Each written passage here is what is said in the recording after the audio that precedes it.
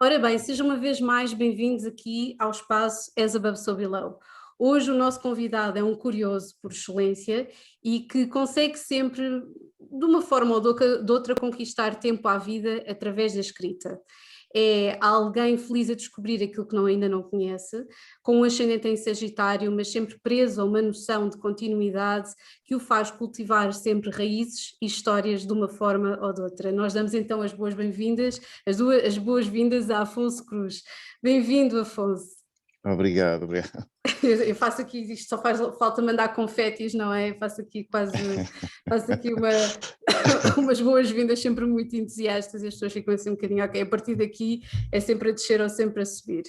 Portanto, a primeira pergunta, que é uma pergunta que é comum a todos os convidados, é daquilo que tu conheces da astrologia e daquilo que tu conheces acerca do teu signo solar, que é Caranguejo, como é que tu descreverias o animal ou o signo ou o que tu gostarias de dissertar a partir daqui? Ah, Pois olha, não sei, não sei responder muito bem. Eu por acaso tive, tive alguma relação com a astrologia a certa altura da minha vida, um pouco porque gostava muito do Fernando Pessoa Hum, e, e ele tinha também um contemporâneo, o Mário Sá, não confundi com o Mário Sá Carneiro, sim, Mário Sá que também fazia, que exato. também era astrólogo. E eu tinha alguma curiosidade e, portanto, aprendi a fazer os mapas à mão. Na altura não havia computadores e não havia aplicações para isso, Exatamente. etc. Comprei as efemérides de Rafael e tal, e então fazia. Um, mas nunca aprofundei muito e por isso não sei responder. E a minha relação depois com, com a astrologia, um pouco à semelhança da minha relação com quase tudo à minha volta, um, tem mais que ver com partir os objetos do que usá-los. Do que Eu usar. abro-os. Eu gosto disso. E então foi mais uma tentativa de compreender mais ou menos como funcionaria a astrologia, compreender a história, o nascimento, o contexto em que ela aparece, e muito mais do que depois a astrologia moderna e o seu uso Em termos como práticos. arte divinatória, sim, exatamente. Exato. Ok. E por isso acabo por saber muito pouco sobre os signos solares e aquelas características, porque normalmente quando eu falo com as pessoas e me perguntam que signo é que eu sou, toda a gente sabe mais ou menos dizer, pois, então serás assim ou assado. E eu não sou capaz de fazer isso, não. Ok. Aquelas dissertações logo à revista Maria de pois tu és deste signo e tal. Exato, exato. Não sei o quê. Ok. E então, a segunda pergunta também é comum a todas as entrevistas e de certa forma já entraste um bocadinho por aí. Qual é que é a relação então que tu tens com estes temas? Houve mais algum tema para além da astrologia, tarô ou se calhar qualquer coisa no ramo do misticismo? Porque em minha consideração a astrologia tem muito pouco de místico, não é? Essencialmente é muita intuição cruzada com matemática pura, portanto mais alguma coisa que tu tenhas explorado nos Uh, primórdios? v- sim, várias. Eu acabei por experimentar muitas coisas porque sempre foi um pouco feitio. E por isso tive contacto com muitos grupos iniciáticos também diferentes, etc, Uhum. etc, pelo mundo fora, não necessariamente em Portugal. Um, que vão desde grupos inseridos dentro de religiões conhecidas, Uhum. instituídas, etc., até outros perfeitamente marginais, mas também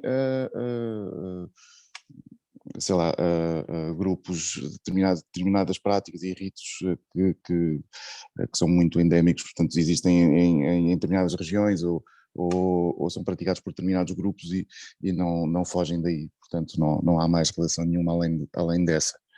Um, e sim, perguntaste-me, por exemplo, do tarot. Eu ando há muitos anos a ponderar escrever um livro sobre tarot, por Giro. incrível que pareça. Uma vez mais, não não sobre a adivinhação porque interessa-me sobretudo porque é que o tarot apareceu, porque o tarot para a adivinhação uh, surge talvez no século XVIII Sim, ou por aí, é uma descendência, sim, é uma descendência, porque e antes era um jogo, uhum, e eu sou muito fascinado também pelo Renascimento, e, e acho que o jogo, à época, terá sido criado também com um intuito filosófico, portanto, não servia para adivinhar como arte divinatória, mas sim como um modo de conhecimento, ou seja, era lúdico, sobretudo lúdico, é um jogo como qualquer outro, mas com uma componente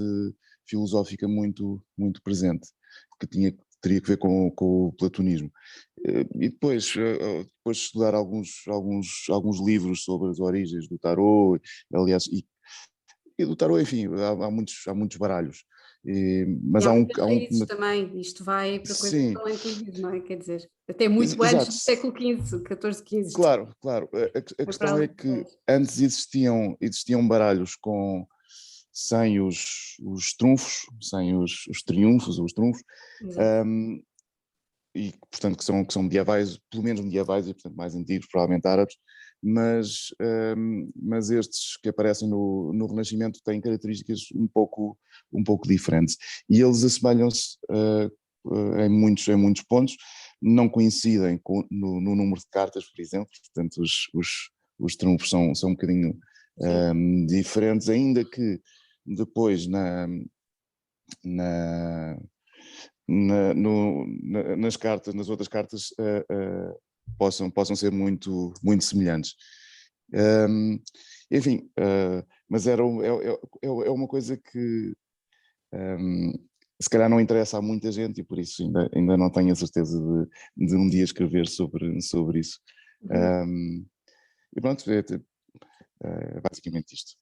Ok, já vamos explorar isso um bocadinho mais para a frente, porque há aqui várias coisas que tu falaste que têm aqui vários pontos, vão saltando aqui em vários pontos nas perguntas que eu tenho para fazer. E então vamos a isso. A terceira pergunta. De acordo com o poeta Guimarães Rosa, narrar é resistir. Para ti, resistir ao tempo, este narrar é o resistir ao tempo ou é exatamente como tu aparentemente quase demonstras através das histórias que contas? É quase como tu queres narrar todas as histórias que ainda não foram paridas, histórias que ainda não foram contadas e estavas a falar aí da dimensão do interesse ou não de um grande público. Qual é que é o... Não, não é.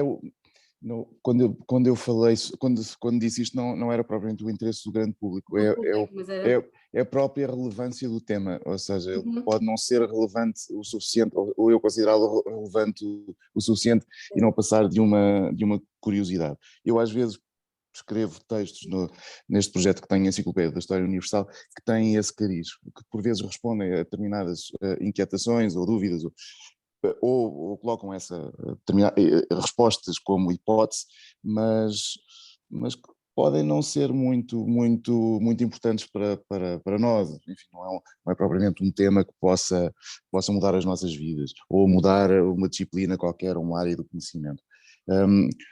Eu agora venho de Óbidos e ontem estava a falar sobre isso Uhum. porque, perdão, lembrei-me deste episódio porque ontem falei sobre isso, Uhum. da questão da existência de unicórnios. Um, e, porque eu tenho um verbete numa enciclopédia Muito e bom. e são muito poucos os verbetes destes volumes da enciclopédia que são verdadeiros. E este Uhum. é. E é sobre precisamente a existência de unicórnios. Ok. E acontece que quando e esta também seria uma teoria deste tipo, poderia dar um livro, ainda que a teoria já seja conhecida e, portanto, não é da minha autoria, também Sim, nesse, não é algo nesse inédito. aspecto tem um pouco, é um pouco diferente, um, mas o que se passa é que se nós analisarmos as tapeçarias antigas, as pinturas medievais com unicórnios, percebemos que não são cavalos, mas sim bodes. Ou seja, a representação, o que está representado nessas primeiras imagens de unicórnios são bodes. Têm barbicha e têm as patas fendidas. E basta olhar para aquelas tapeçarias mais famosas, a Dama e o Unicórnio, ou a Dama e o Unicórnio, depende e percebemos claramente que são bodes. Ora bem, durante o século XX houve um cientista americano que decidiu experimentar uma coisa semelhante, não sei se teve alguma relação com os unicórnios ou não, mas ele apercebeu-se que os animais com cornos têm uma espécie de umas sementes de onde eles nascem e que com um procedimento muito simples se consegue unir essas duas sementes no centro da testa, por exemplo, e ele fez isso com vacas. e há fotografias na internet das suas vacas unicórnios. Mais tarde, nos anos 80, 90, e aparece num livro que se calhar conheces, que é o Drawing Down the Moon. Uhum. Não, Só nunca li, mas podes continuar, sim, sim. não perdes o raciocínio. E houve um casal chamado, de apelido Zell, que começou a fazer a mesma coisa e tentou inclusive patentear a ideia da criação de unicórnios a partir de bodes. E, portanto, procurou aqueles bodes que têm alguma semelhança com o cavalo, porque têm uma crina e, portanto, têm assim um ar mais elegante. E usando esses bodes, usaram exatamente o mesmo procedimento e andaram pelos Estados Unidos nessa década, em feiras medievais, especialmente, com os seus unicórnios nas bodes, portanto, não cavalos, mas isto para dizer que eles existem. E, portanto, mas é uma teoria, como dizia, irrelevante para a maior parte das pessoas, não muda nada Sim, em relação às nossas vidas. Eu percebo o que tu estás a dizer, mas sim, os unicórnios já estão presentes no imaginário tanto como o tarô, não é? É aquela coisa da representação, sim, claro. Não é? Sim, a partir do momento em que há essa distorção, esse engano, e se pensa que o unicórnio é um cavalo, a partir desse instante criou-se logo Pronto, ok. uma iconografia especial, Verdade, uma mitologia verdade. especial para o Verdade. unicórnio. Olha, se calhar, por Alguns... exemplo, sim, desculpa interromper, eu ia dar aqui uma sugestão que normalmente também é uma das coisas que eu mais gosto de estudar, que tem um bocadinho a ver com, porque eu venho da parte de psicologia, da psicologia comportamental, a psicologia educacional, e que está muito relacionada aqui com esta parte mais fria e objetiva do estudo. Tu estavas a dizer isso, eu estava-me só a lembrar, obviamente, dos estudos que existem acerca de sugestão, de autossugestão relativamente a leituras, relativamente a cartas que já foi feita, por exemplo, enviar uma carta a milhares de pessoas, foi coisas que já foram vários experimentos que já foram feitos, tínhamos ali uma ou duas variáveis parasitas, mas coisas muito residuais. E sim, se calhar era mais essa parte como é que eu ia dizer, do ceticismo, que é muito interessante, porque acaba por ter a ver, obviamente, com a autossugestão, se nós, obviamente, se vamos colocar a nossa complexidade toda na representação de uma carta ou de uma leitura, não é? Isso é daquelas coisas, não é? E é por isso, e às vezes é um bocadinho contra isso que uma pessoa trabalha, que é contra a generalização, se nós conseguimos interceder estas duas mas coisas. Eu nem poria as coisas nesses termos, Nem por aí, nem caso, isto não tão é? especificamente. Não, acho diferente e acho que mesmo vamos então separar aqui estes dois fenómenos, sim. Os bodes, unicórnios e depois a existência, enfim, a existência mitológica do unicórnio, do unicórnio cavalo. Ele terá o seu espaço Então pronto, eu acho que existe uma no carta nosso mundo. para o unicórnio vaca. Exatamente, a vaca, o cavalo, etc. Há uns que são possíveis de fazer, ou são muito fáceis de fazer porque já têm cornos, não é? Portanto, consegue-se manipular com facilidade. O cavalo é mais difícil por causa disso. Sim. Até houve uma história relativamente recente do Escobar, cuja filha apareceu e deu uma entrevista, ninguém sabia quem ela era. A Manuela Não sei o nome dela. Sim. E começou a contar histórias do pai. O pai, como muitos narcotraficantes, mimava muito os filhos e, portanto, faziam tudo o que eles pediam, e todos nós sabemos que o Escobar levava muitos animais, inclusive a quinta onde ele vivia hoje é um jardim zoológico, mas levava muitos animais para os filhos, e tinha um avião para os ir buscar à África, etc. E ela, cada vez que pedia, hoje quero um hipopótamo, lá ia ele buscar um hipopótamo, hoje quero um rinoceronte, ele ia buscar um rinoceronte. Até um dia que ela pede um unicórnio. E de facto é muito difícil fazer um unicórnio. E o Escobar, o que ele faz é uma coisa horrorosa, meio macabra, que é, pega num pónei e manda-lhe atarrachar um corno na testa, e o pónei morre passado pouco tempo, e foi uma tristeza muito grande para a miúda, evidentemente. Nem é a forma de comentar isso, não é? Todos os modos operandi possíveis vão dar sempre coisas similares, portanto, sigamos. Então pronto, agora vamos aqui um bocadinho a uma maior profundidade aqui mais relacionada com a astrologia. Tu tens Lua em Aquário, para quem está obviamente a ouvir aqui a entrevista e a ver, a Lua em Aquário é um dos posicionamentos mais racionais, mais objetivos, a par de uma Lua em Capricórnio. E a minha pergunta para ti é a seguinte. Quem tem Lua em Aquário sente -se sempre muito mais confortável com palavras, com ideias e com conceitos. A forma como tu encaixas isto consegues percepcionar, consegues racionalizar a emoção muito facilmente? Não sei muito bem se compreendo a pergunta, a questão de racionalizar a Ah, emoção. sim, diz, é assim, a lua em aquário, quando nós temos, a lua está relacionada com as Uhum. emoções.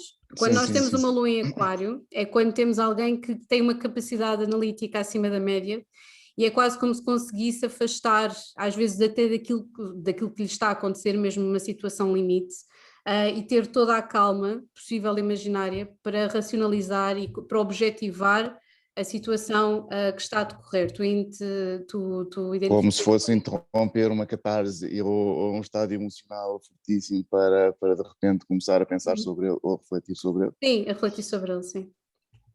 Não sei, depende. Eu creio que há momentos em que não consigo todo, que nos arrastam, que Claro, nós somos transportados e, portanto, não. Aliás, tenho muitas experiências na minha vida, experiências muito fortes, precisamente porque houve esse transporte, essa transformação quase. E há outros momentos em que não, obviamente que consigo isso é uma coisa que afastar-me, tu consigo. tentas, é uma coisa que tu tentas automaticamente procurar, ok, porque é que isto aconteceu, porque é que Não, mecanismo, não, não? Não, não, não simplesmente, tento, não. Hum, eu, eu deixo-me levar muito, por exemplo, pelas histórias que leio, pelos livros que leio, choro com muita facilidade, choro muito, mas a ver filmes, especialmente quando lidam com separações e reencontros e fenómenos do tipo. Assim como também me sinto muito emocionado, por exemplo, quando ouço algumas letras do Chico Buarque, precisamente porque falam às vezes de perdas de anos que que acabaram por ser anos vazios, tal como a valsinha, em que depois há esse reencontro entre um casal que estava desencontrado, viviam juntos, mas quase que não se tocavam, eram pessoas, eram tangentes, e, e de repente um dia ela vai buscar um vestido que cheirava a guardado e eles dançam de novo.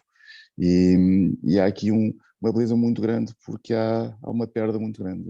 Nós percebemos que existiram aqui anos que foram vazios e, e que são impossíveis de recuperar. E isso tem alguma beleza, claro, porque a efemeridade tem alguma beleza. Aliás, se não fosse ela, provavelmente não existiria claro. beleza propriamente dita, Uhum. mas, mas também me toca muitíssimo esse tipo de. Neste caso, até é algo agridoce, mais doce do que amargo, mas não deixa de ser agridoce. E sim, e gosto muito disso, mas depende também das emoções, depende do tipo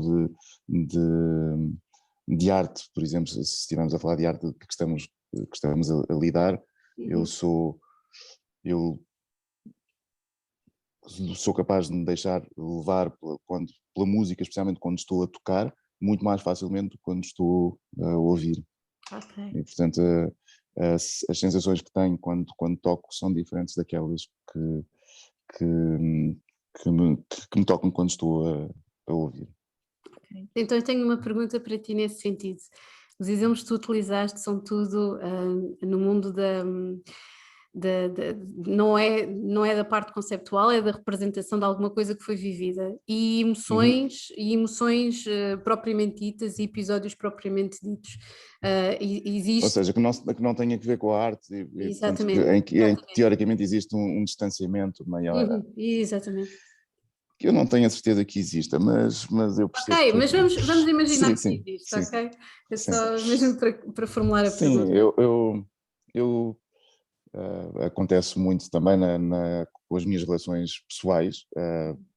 Por exemplo, o meu filho, o Manuel, o meu filho mais velho, quando nasceu, eu não o vi nascer, não consegui. Cada vez que entrava na sala de parto, É complicado. estava prestes a desmaiar, ficava prestes a desmaiar. As enfermeiras depois mandavam-me sair, atrapalhava mais do que ajudava, e depois saía, depois voltava a entrar, depois sentia mal, depois agoniado, depois voltava a sair. Às tantas, quando entro, ele já tinha nascido. E a enfermeira pergunta, dá-me uma tesoura para a mão para eu cortar o cordão umbilical, e disse, não, nem pensar. Ia desmaiando outra vez, lá tive de sair. E portanto passei a noite neste vai e vem, sem ter usufruído propriamente do nascimento do meu filho. Pelo contrário, estava agoniado pela E consegues perceber intensidade das... que era pela ideia de nascer, era mesmo, é porque o cheiro ao hospital, às vezes há pessoas que só pelo facto de entrarem num É hospital, é por tudo tudo. junto. Foi o nascimento dele, aqueles meses antes de grande, de grande intensidade também emocional, etc., que depois culmina naquela noite. E claro, todos os medos, todas as esperanças acabam por se concentrar naquele instante. Por isso. Isso era interessante, era um livro extraordinário, essa coisa do vai e vem, seria um livro extraordinário falar sobre isso. Umas 22 horas de parto ou qualquer coisa assim. Não sei se quanto tempo é que foi, mas normalmente Por ali. acaso, foi muito rápido. Foi muito rápido, boa. Então, Foi. pronto, então tinha que mesmo fazer a abordagem ali a 24 horas Sim. antes e depois. Agora a próxima pergunta tem a ver com um posicionamento muito interessante, que é o facto de teres caranguejos com ascendente em Sagitário. Por acaso conheço QB, inclusive até a minha mãe, que é caranguejo com ascendente em Sagitário, e que são pessoas que efetivamente têm aqui um estilo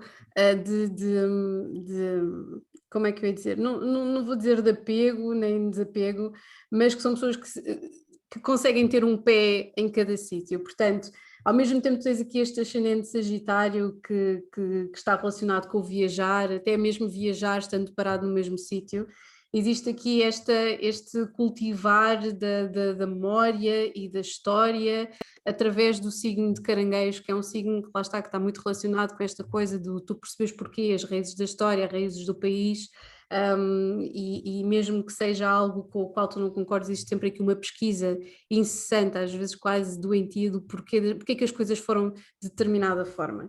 Tu preferes uma viagem imaginada, a viagem real, ou então as interseções que tu fazes entre uma e outra? Um, são duas coisas muito distintas, muito diferentes. A viagem real, vamos chamá-la assim, porque todas Sim, as viagens são reais, não é? exatamente. Mas vamos chamá-la assim, é um pouco como um encontro presencial ou um encontro virtual. Uhum. E, e nós sabemos que um encontro virtual não tem a quantidade, não tem a dose emocional que tem Claro. um presencial, e por isso as famílias, por exemplo, que ficaram afastadas ou isoladas durante o confinamento, Uhum. o Zoom não mitiga esse lado que exige o tato, que exige contacto, que exige outro tipo de abordagem portanto, quando nós experimentamos presencialmente, a emoção envolvida é muito maior do que quando estamos sentados no sofá ou em casa, etc., a viajar Claro. noutros sentidos. E por isso creio serem duas coisas muito diferentes. Ainda que durante a viagem, e ontem estive a falar sobre isso por acaso com o Paulo Moura, também é um grande viajante, maior do que eu, aliás, muito maior. Ele, eu estava a dizer que a viagem é um pouco, reflete um pouco esta ideia do mindfulness, porque o viajante tem de estar no presente, portanto ele não, depende das viagens, evidentemente, mas se nessa viagem nós tivermos alguma liberdade e não tivermos reservado e planear todos os nossos passos, e se deixarmos caminho aberto à surpresa, e nos entregarmos também um pouco a essa ideia, ao desconhecido, ao mistério que possamos encontrar.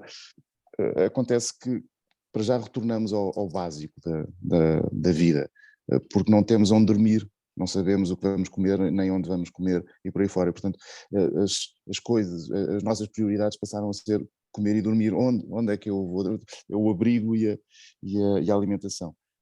E, portanto, todos aqueles problemas que muitas vezes preenchem o nosso dia-a-dia desaparecem e erodem-se a partir do momento em que apanhamos um avião não sei para onde. E depois, claro, estamos muito atentos ao que se passa à nossa volta, observamos tudo, por isso é que somos alvos também mais fáceis de assaltantes, por exemplo, porque somos muito, muito fáceis de... só passado umas semanas é que estamos perfeitamente... vamos ficando um pouco mais à vontade e menos elétricos no que respeita à atenção. Porque quando nos encontramos num sítio desconhecido, olhamos para todo lado, porque queremos conhecer e queremos ver e onde é que eu posso parar, para onde é que eu devo ir, se é por esta rua, se não é por esta, etc. E portanto vivemos muito o presente. E viver o presente tem virtudes, não tantas quanto o mindfulness gostaria que tivesse, e é esta ideia de viver o presente e viver somente no presente. Sim. Não é uma boa ideia. Nós temos a capacidade para recordar e imaginar futuros, e isso faz parte da nossa humanidade e não deve ser desprezada. Ainda que muitas vezes até na literatura ela tem esta ideia tem sido muito romantizada, a ideia de que viver no presente e no presente. Aliás, o Fernando Pessoa tem heterónimos que pensam assim, o Alberto Queiro e o Bernardo Soares, que ele até chamava florações da realidade, quando ele olha para a realidade sem o julgamento crítico, sem outro conhecimento que não o da experiência sensorial imediata. O repasse e dar as mãos a... Ele diz ali a determinada altura que há ali uma peixeira na rua, uma varina, e ele não quer olhar para a varina como uma varina, quer olhar como simplesmente uma mulher, não quer fazer esse... Mas essa ideia é até um pouco triste, porque eu, por exemplo, que já não tenho mãe, eu nunca olhei para a minha mãe como uma mulher e não queria olhar para a minha mãe como uma mulher e não quero recordá-la como uma mulher, quero recordá-la como minha mãe. Portanto, com essa profundidade e com essa ideia associada à sua figura aparente, à sua... Achas que existe uma perda de magia que está implícita em tu quereres escavar as pessoas, ou as pessoas que estão mais próximas de ti, não estou a falar... Mas olhando para a pessoa, quer dizer, para além de ser tua mãe... Não, o que eu acho é que podemos despojar a pessoa que tem as suas virtudes. A funcionalidade do sentido que tinha na tua vida, é isso? Sim, okay. Sim, nós podemos despojar a pessoa de uma série de coisas e às vezes é extremamente útil porque podemos precisamente ser menos estereotipados na nossa relação com o outro e com a alteridade, com o mundo, porque precisamente nos despimos de todas as ideias que envolvem determinada pessoa ou grupo de pessoas, mas noutros casos é um pouco triste nesse sentido, porque a cadeira, eu dou muitas vezes este exemplo da cadeira onde o meu avô se sentava. Queres dar outro exemplo para além da cadeira? Não, é só porque quando eu digo uma cadeira, quer dizer, não é um conjunto de peças de madeira, aliás vamos imaginar que estamos a olhar para uma cadeira de madeira, mas em que eu estou dispostos de determinada maneira que nos conduzem ao tal estereótipo da cadeira, mas se for a cadeira onde o meu avô se sentou durante anos e anos, não é a mesma cadeira, e essa cadeira tem um valor, ou ganha um valor que não teria se eu não soubesse ou não associasse este julgamento à visão da cadeira, à experiência sensorial da cadeira. Isto para dizer, e voltando às viagens, que nem sempre viver no presente é uma coisa boa, mas por vezes sim, e faz aqui, neste caso, uma quebra com as nossas rotinas, com aquilo que é estabelecido, que nós saímos do nosso sítio, do nosso lugar, e a partir do momento em que saímos do lugar onde estamos, tudo muda. E muda porque nós largamos imediatamente as rotinas, o conforto, o lugar onde habitualmente dormimos, onde nos sentimos confortáveis, onde nos sentimos bem, seguros, etc. Em princípio, não é? Se temos uma vida relativamente saudável nesse sentido. Mas a partir do momento em que saímos, e o Henri Michaud dizia isso, porque nós associamos sempre a viagem à riqueza, nós vamos enriquecer com a viagem.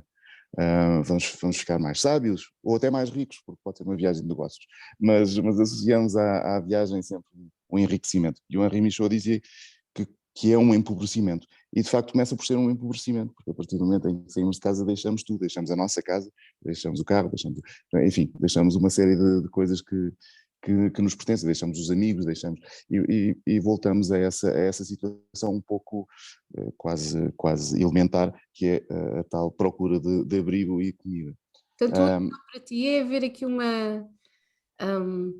aqui uma descoberta, uma aventura, mas tendo sempre aqui o fator simbólico e atribuição das histórias, uma continuidade da tua história e atribuição, obviamente, significada àquilo que tu vais encontrar, se O calhar. que eu acho é que tem de existir uma respiração entre a rotina sim. E mesmo as sociedades nómadas são muito, acabam por viver muito os ciclos, isto é, elas não vagueiam caoticamente, elas voltam sempre aos mesmos lugares, podem estar sempre a caminhar, mas voltam sempre aos mesmos lugares. Mas voltando, o que eu quero dizer é que nós, quando estamos em cima de uma montanha, ou seja, estamos no olho do furacão, e teoricamente deveríamos conhecer o lugar onde estamos, porque estamos no centro desse lugar, devia ser o sítio privilegiado, mas não é necessariamente, é um dos sítios privilegiados. Há outro que é muito importante, que é quando saímos da montanha. Ou seja, quando eu deixo a montanha e a vejo de longe, eu percebo a silhueta do lugar onde estava, porque antes eu não percebia a montanha no seu todo. E é exatamente por me afastar, por sair daquele lugar, que eu consigo olhar para ela de uma maneira diferente. Assim também acontece com a viagem. A partir do momento em que eu saio, eu vou olhar para o sítio onde normalmente estou, me encontro, e vejo de uma outra maneira. Mas acontece que nas viagens, por estar a viver no presente, não consigo avaliar a viagem, digeri-la. Então o que me acontece normalmente é que, quando regresso a casa, eu começo a recordar a viagem, e ao recordar a viagem vou consolidando determinados episódios, vou torná-los sólidos na memória, porque se eu não os relembrar, eles desaparecem. Claro. E portanto eu deixo de os ter como acessíveis na memória. E portanto volto, vou recordá-los N vezes, vou pensar neles, e vou perceber outras coisas muito mais importantes e que na altura me escaparam, incluindo o próprio prazer que eu retirei da viagem. Na altura eu posso ter passado uma experiência dolorosa, que depois passa a ser uma ótima experiência, mas coisas tão simples como determinado lugar onde eu estive pode ter sido, na altura, um lugar que eu achei feio, sem interesse, em que não vivi nenhuma experiência especial, mas quando regresso, ou passado alguns anos, porque este processo pode ser lento, passa a ser um sítio que recordo com nostalgia e com prazer. Então agora a pergunta é: qual é que foi a viagem que tu tiveste na tua vida, se quiseres partilhar, que demorou mais tempo a digerir, para o bem ou para o mal? Bom, viagens que tenham associado a experiências muito, muito fortes. Queres dar exemplo de uma? Não tens de dizer porquê, mas um exemplo de uma.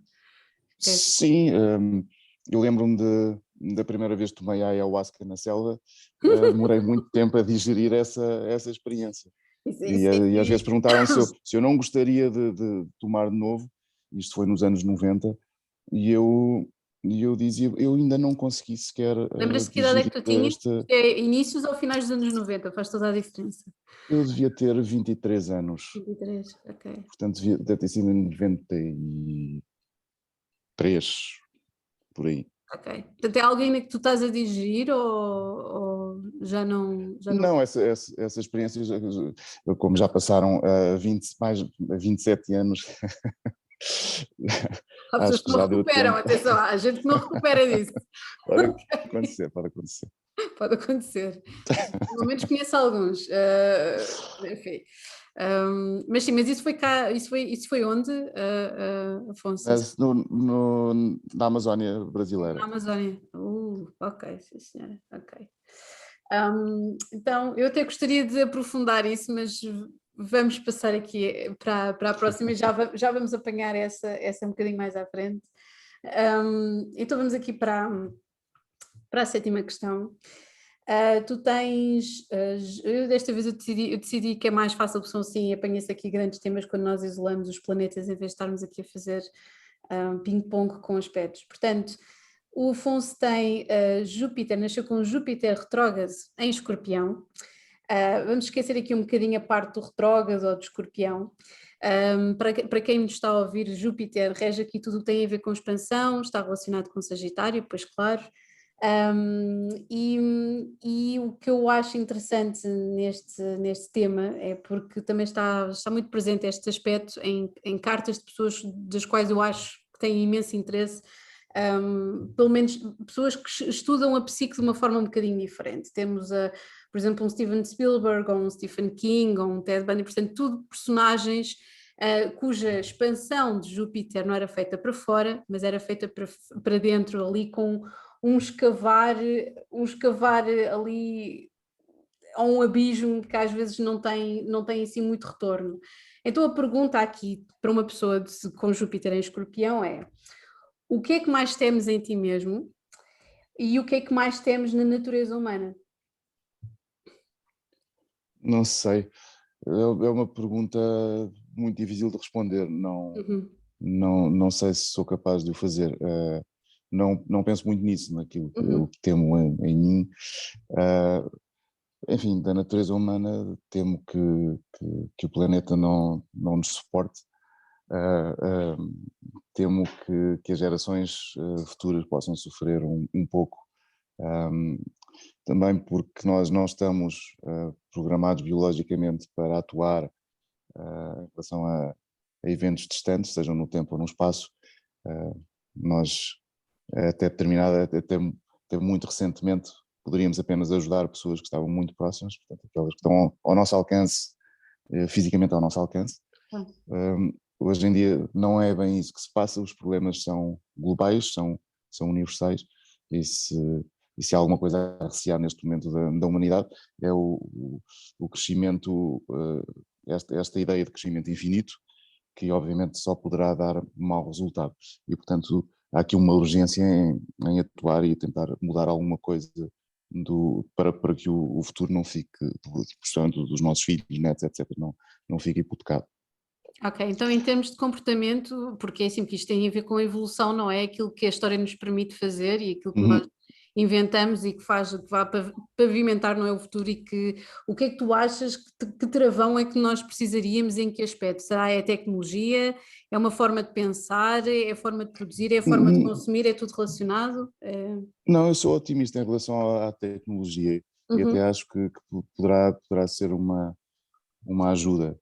Um, e se calhar até a solução, não faço ideia, mas sobretudo temos de começar a educar-nos eticamente para perceber que os problemas que estão longe são muito semelhantes aos problemas que estão perto, e portanto não é só aqui a empatia que funciona, porque nós temos empatia por determinadas histórias, pessoas que reais ou com as quais pelas quais nós sentimos aqui emoções, mas temos também de ter um lado racional e que atua racionalmente, porque nós, é verdade que em relação às pessoas que estão perto podemos atuar de determinadas maneiras, e que são muito mais rápidas, imediatas e práticas, mas temos de perceber que podemos atuar em relação a assuntos globais politicamente, e portanto terá de ser através da democracia, creio eu, e sobretudo da educação. É um clichê falar disto porque andamos Mas a é falar disto há necessário, muito tempo, claro. é sempre assim.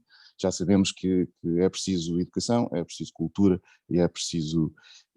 E tem sido assim, as coisas têm melhorado, Uhum. também a educação tem sido melhor, cada vez há mais pessoas letradas, menos analfabetos, etc.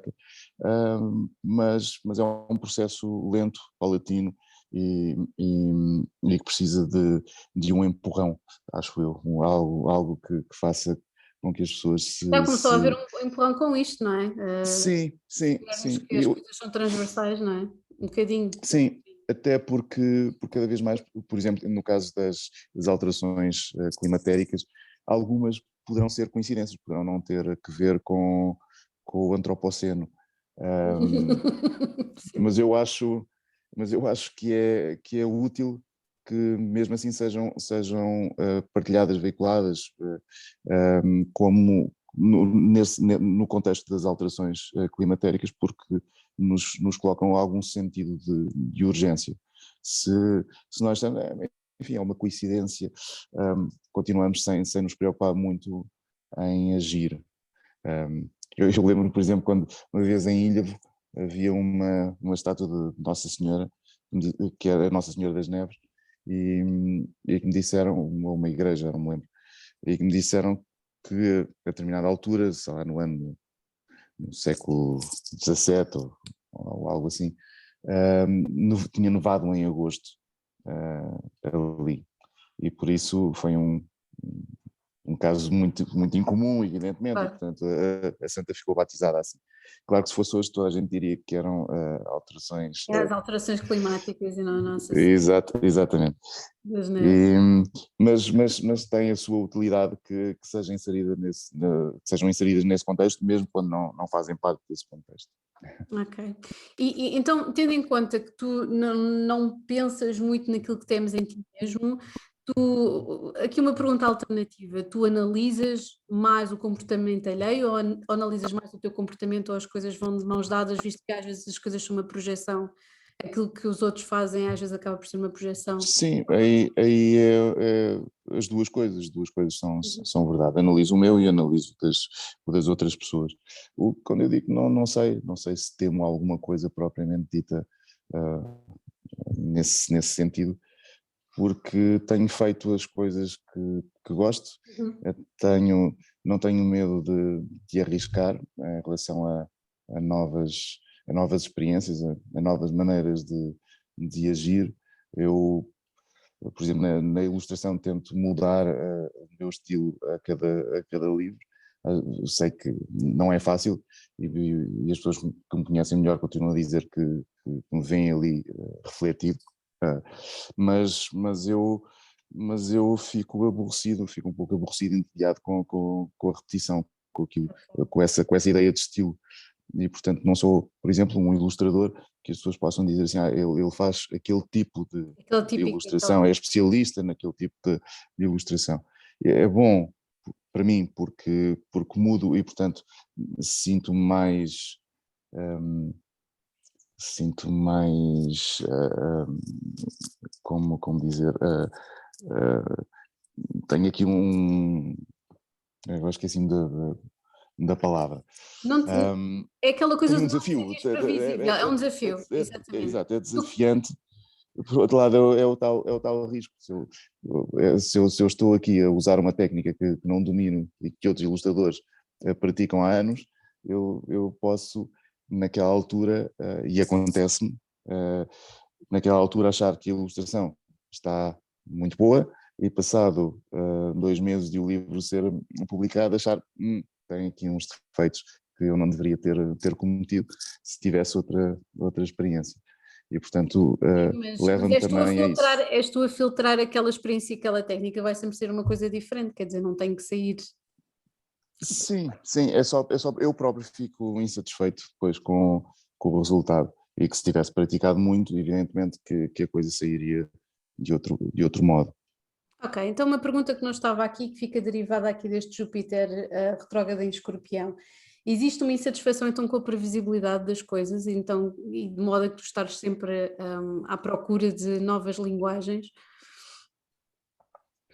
Eu gosto sempre eu gosto muito do imprevisto e gosto muito de encontrar coisas novas na minha Uhum. vida e raramente tenho, tenho, ou melhor, eu tenho medo, obviamente que tenho medo, tenho muitos medos, eu quando entro num avião tenho medo que o avião caia, especialmente depois de ter filhos. Eu Claro. quando vou para determinado país eu tenho medo do que me possa acontecer, etc, etc. Claro. Mas esse medo não me impede de fazer nada, não, pelo contrário, eu até acho que seria estúpido se eu não tivesse. O medo é essencial para nós nos protegermos em determinadas situações, etc, A etc. reação, a ação E biológica. eu seria somente um tonto se não tivesse medo. Aliás, ninguém é corajoso sem medo. É só um inconsciente. Não tem nada a ver com coragem. Não, Agora, para sermos corajosos, precisamos de conhecer o, o nosso obstáculo, claro. saber conhecer-lhe o tamanho e saber que é muito perigoso e mesmo assim agir, ou não ser impedido de agir por receio. Então, e por exemplo, as minhas viagens sempre foram pautadas por esse tipo de razoável, ou seja, eu viajo e vou experimentando determinadas coisas. E eu hoje em dia, quando olho para determinadas viagens que fiz, penso, bem, salvei-me por um triz, quer dizer, tive aqui momentos muito, muito complicados. Não que eu os tivesse procurado, mas também não os evitei quando me deparei com eles. Por exemplo, em 2019, em setembro de 2019, estive nos protestos do Chile. E não foi por decisão minha, convidaram para ir para uma residência militar, eu fui para Santiago, avisaram-me que aquilo estava a ferro e fogo, que tenho alguns amigos chilenos que disseram que eu tomar muito cuidado, ou que não deveria ir, etc, etc. Nesse ano eu tinha estado no Iraque e, portanto, achava que Era não, pacífico, a walk in the park. Até ao ir ao Chile. Chile, não, e no entanto ia morrendo duas vezes, e acho que nunca estive tão perto ou poucas vezes estive tão perto de morrer como ali no Chile. Deles foi um acidente e que ainda tenho muitas cicatrizes Isso é desse. interessante. Vai e vem da sala da maternidade, mas falas disto de uma forma muito mais fácil.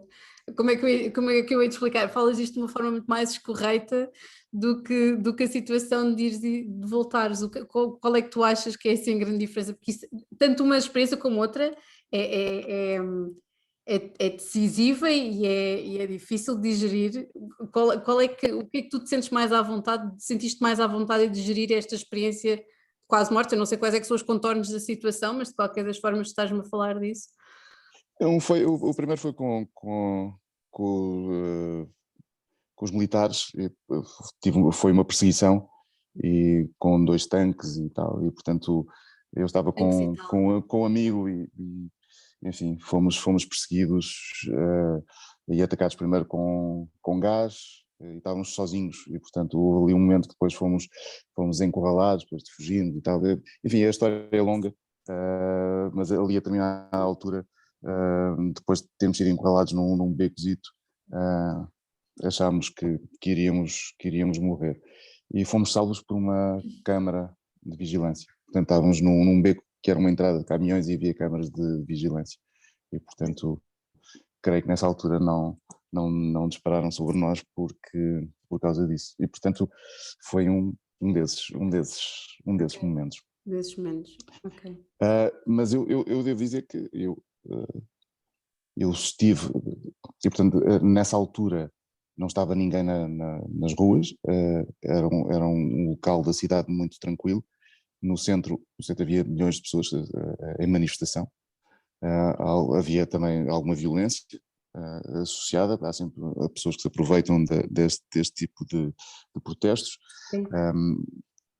E, e eu sentia-me feliz, porque aquela ideia a adrenalina, tudo aquilo que vamos sentindo naquele momento, e estar ali nessa altura histórica para o Chile em que a Constituição haveria de mudar. Eu estava a tirar fotografias e lembro-me de ligar para casa perfeitamente histérico, alegre, com tudo o que estava, com tudo o que estava a viver. Não era uma coisa de medo. Sim.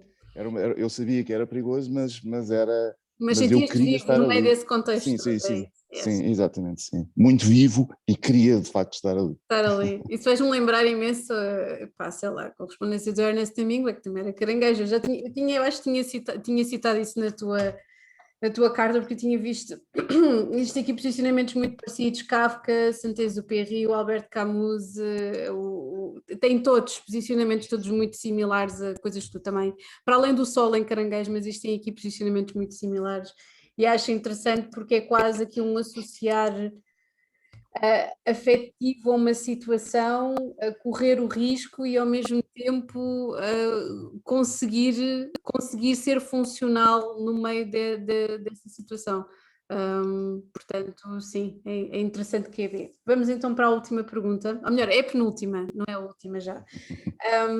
Eu achei muito interessante tu teres falado dessa associação, quer ter seja sido por curiosidade, por pesquisa, o que quer que seja, não é? Mas tu tens aqui os nodos lunares que eu já tinha explicado o que é que significava, e lá para casa, isto parece um programa da Filipa Vá com Deus, lá para casa que me estão a ouvir. Temos o nodo lunar norte em Aquário. Bem, temos aqui algum barulho de obras. Consegues ouvir o barulho das obras, Afonso? Há aqui uns barquinhos a trabalhar. Não estás a Poucos, ouvir. acho que não. Uma coisa pequenina, pronto, ok. Portanto, se ouvires, já sabes que eu ainda por cima estou aqui no sótão e está aqui, isto é só a gente a passar aqui em cima do telhado, mas pronto, está cada vez melhor. Então, tu tens um nodo lunar norte em Aquário na casa 2, o que significa que o nodo lunar sul, ou seja, mesmo que nós não acreditamos em cargas passadas ou reminiscências, reencarnações, whatever, existe aqui uma existência dos primeiros 30 anos, 27, 30 anos da tua vida, que são muito passados aqui com estas temáticas. O nodo lunar sul está em Leão, na oitava casa. Portanto, a oitava casa está relacionada com o Escorpião, e o Leão tem aqui umas temáticas muito, muito peculiares, porque é a associação daquilo que está oculto a um desejo de escavar ou descobrir o cerne das coisas, o núcleo das coisas através da criatividade. Portanto, existe aqui uma perseguição a tudo o que é tabu, aquilo que está oculto, a várias formas de expressar, porque a parte de leão corresponde efetivamente a esse quereres-te expressar de várias formas. Aquilo que eu te vou perguntar, é a primeira pergunta aqui desta descrição, é se tu sentes que houve aqui um salto diferente, uma vez que te focaste mais na escrita, se existe aqui uma situação em que tu sentes que a escrita dos livros te deu estrutura para a tua vida, que te deu um foco em vez de simplesmente estares a perceber qual é que era a forma, ou a melhor forma, a forma que te completava melhor de tu contares histórias. Sim, creio que a escrita acabou por ser aquela arte em que me encontro com mais facilidade comigo e, portanto, com aquilo que quero expressar. Não descarto as outras de maneira nenhuma, até porque elas respondem de maneiras diferentes às minhas solicitações interiores. A música é muito catártica, tem esse poder enorme de fazer mexer o corpo, nos alterar o humor em segundos. Aliás, a música tem sempre emoções associadas, emoções muito fortes. Eu toco um acorde maior e é um acorde alegre. Eu toco um acorde menor e é um acorde triste.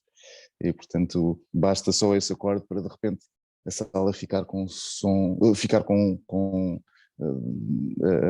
a sala, enfim, encher-se de uma certa melancolia.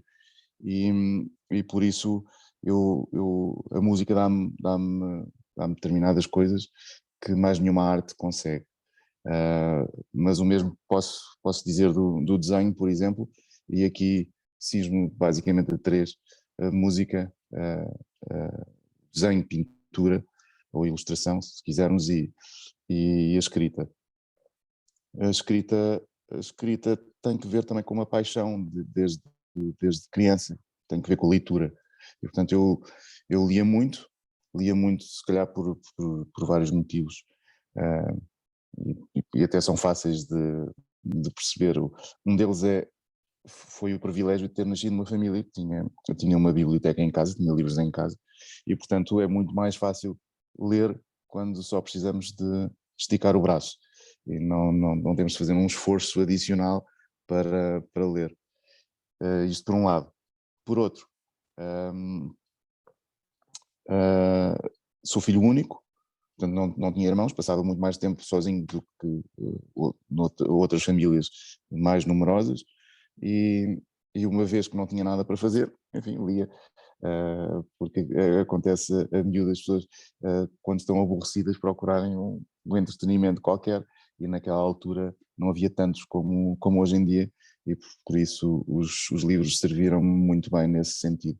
Depois a curiosidade, claro, e além da curiosidade também lia muitos livros que eram ilustrados ou de banda desenhada, e como gostava muito de desenhar, Uma tens o pergunta aí, microfone... desculpa lá. Não, eu tenho andado a fazer o unmute, que é para não só ouvir aqui o barulho das obras, que é para não cortar o teu raciocínio. Ok. Só uma pergunta aí no meio da banda desenhada. Que livros é que tu lias de banda desenhada? O que é que tu tens? Colecionas? Conta-me tudo, porque Sim, é uma das minhas paixões. tenho Conta-me. muita BD, Sim. e comecei a ler desde sempre, porque também o meu pai e o meu tio já tinham muita banda desenhada, os Tintins encadernados, os Cavaleiros Andantes, e portanto essas revistas estavam no sótão dos meus avós, e eu quando estava lá em casa era isso que lia, e eu adorava, porque ia passando os fascículos, as coleções não estavam completas, havia duas coleções antigas dos Cavaleiros Andantes, isto nos anos 60, nos anos 50, 60, e havia uma coleção maior, uma coleção mais pequena, e todos eles, e nenhuma delas estava completa, e eu às vezes começava uma história, depois não a conseguia terminar, mas eu lembro-me que o meu primeiro fascínio, por exemplo, com a selva, e que mais tarde haveria de querer viajar muito pela América Latina, precisamente por isso, tinha que ver com as histórias de aventuras da banda desenhada dessa época, que havia muito nesses Cavaleiros Andantes, e eram até hoje politicamente muito incorretas, Sim, porque temos muitas tratavam... coisas censuráveis no Tintin, noutras coisas, no Claro, Blake e claro, claro. Mortimer, Não, em mas termos políticos, este era um bocadinho culturais. pior, porque estas bandas desenhadas coexistiam com outras de qualidade, mas estas não tinham qualidade, eram BDs também de aventura, com caçadores de cabeças, ou redutores de cabeças na Amazónia, sabe? E eram coisas deste género. Temos o Tintin a dinamitar um rinoceronte com... Pois, exato. Ok, as Claro. primórdios estão lá. Sim, sim. Podemos ter a marca RG, mas a coisa está lá, portanto. Pois, os Tintins, os fascículos foi uma coleção que tinha uma qualidade de publicação impressionante, o papel era muito bom, a escolha das bandas desenhadas era também muito boa, havia bandas desenhadas que não eram necessariamente para jovens e que já tinham ali um enredo muito especial, já com grande qualidade, e que não era nada simplório. Depois enfim, lia os clássicos franco-belgas, os que conseguia comprar em Portugal, era basicamente isso, e a partir de determinada altura tive então contacto com outro tipo de banda desenhada, como o Corto Maltese, depois o Miguel Anjo Prado, etc., que me trouxeram outro tipo de coisa. Mas a BD também me servia para aprender a desenhar, portanto eu olhava lia também os livros de banda desenhada um pouco sim, como exercício mimético, eu olhava para eles e tentava fazer igual, ou não necessariamente igual, mas ia aprendendo, por exemplo, como é que o RG desenha uma mão fechada, ou como é que o Maurice desenhava uma mão fechada.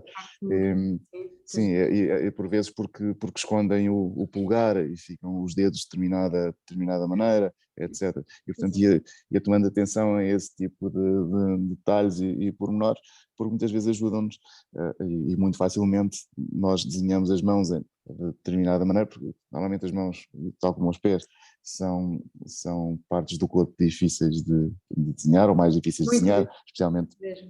especialmente em determinadas posições. E, mas mas também por isso acabei por me aproximar muito dos livros e naturalmente se lemos muito, acho eu, acabamos por mais tarde ou mais cedo sentir alguma necessidade ou aquilo que eu chamo de fazer transpirar a leitura, ou transbordar a leitura, não é? Acumulamos e depois de repente aquilo começa a sair de dentro e eu até vejo a escrita, defino-a dessa maneira, a minha escrita defino-a dessa maneira, como transbordar da leitura. Sim, Transbordar. sim, porque de facto eu sou um leitor, eu passo a maior parte do dia a ler e, e escrevo quando acontece Quando existe um clique, uma quando questão acontece esse que às fenómeno. vezes. Exato, sim, mas não há aqui imposição e ainda bem, porque eu quero que seja assim. Às vezes tenho de cumprir prazos, é verdade, mas a maior parte do tempo eu não, ou nunca me obrigo a um horário, por exemplo. Não tenho um horário para escrever ou não tenho de escrever, não sei. Não, é um espaço de liberdade e eu quero mantê-lo assim. Portanto, como um espaço de prazer e não um espaço de obrigação. Uhum.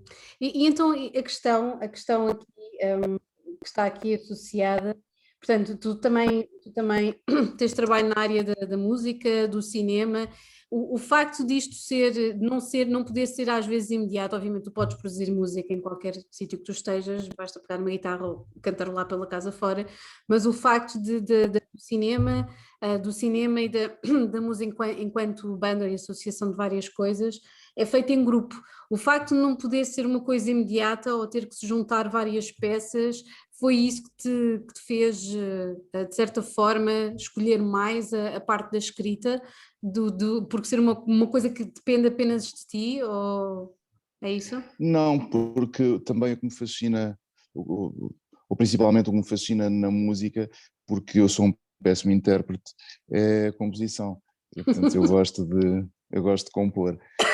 Um, e como sou trapalhão depois a interpretar, acabo por me limitar ao essencial, que eu toco aquilo que é preciso para partilhar determinado ambiente na música e não mais do que isso.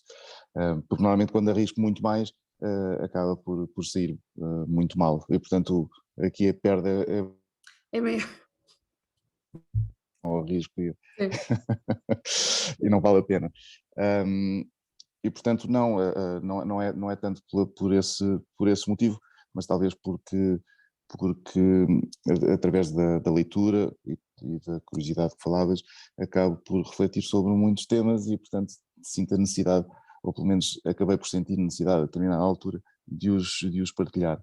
Uh, Também porque vivi algumas experiências que senti que poderiam ser interessantes se partilhadas e conjugando tudo, a escrita acabou por, por me dar isso, essa possibilidade.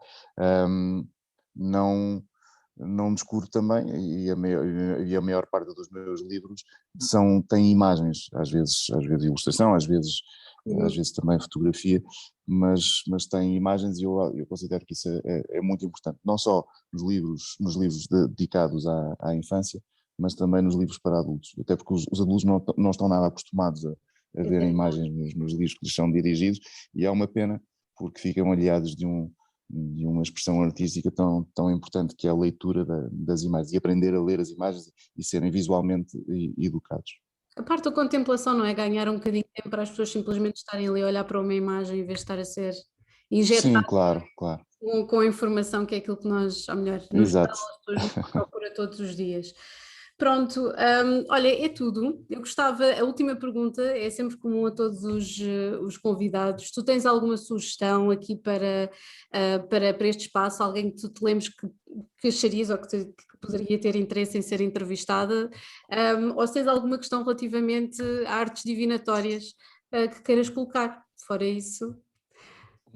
Pessoas que possam querer ser, não sei, assim de repente não me lembro. Seria essencial eu responder, não é? Não é essencial. Não. Podes querer fazer uma questão ou uma sugestão, quer que quiseres. Se também não tiveres nenhuma sugestão, nem nenhuma questão, também está tudo ótimo e Não fica. sei, sim, se calhar Sim, não tenho questões agora, sim, não é por isso. É tal questão do presente. Preciso de. exatamente.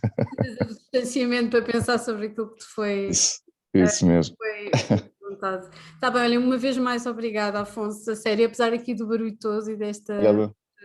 desta flutuação de luz também aqui por estes lados. Muito obrigada, a sério. E pronto, é tudo. Obrigado. Um grande beijinho, está bem? Ok. E até Beijinho. breve. Então, vamos Beijinho, falando. obrigada. Igualmente, beijinhos.